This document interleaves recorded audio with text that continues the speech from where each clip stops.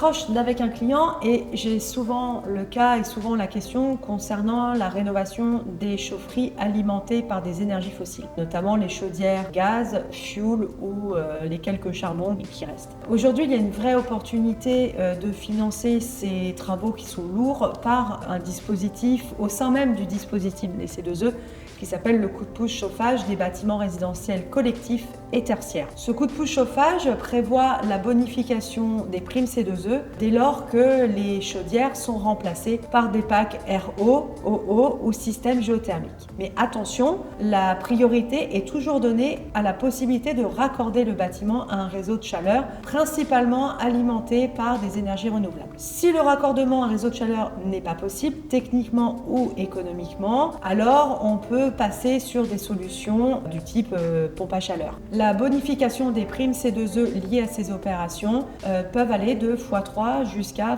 x5 selon les équipements choisis.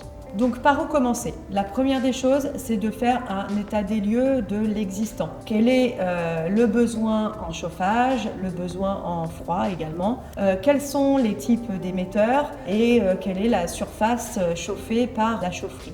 Ce dimensionnement, il est très important parce que c'est ce qui va garantir la performance énergétique de la nouvelle installation. Ce dimensionnement, il est fait par un bureau d'études ou alors l'installateur, votre partenaire professionnel qui va étudier le projet. Donc le coup de pouce chauffage, vous l'aurez compris, c'est une vraie opportunité de financer les travaux liés à la rénovation des chaufferies et de diminuer le montant de l'investissement. Mais pour garantir la qualité du dossier, il faut avoir une étude bien menée, bien structurée, faisant appel à un professionnel reconnu sur le marché.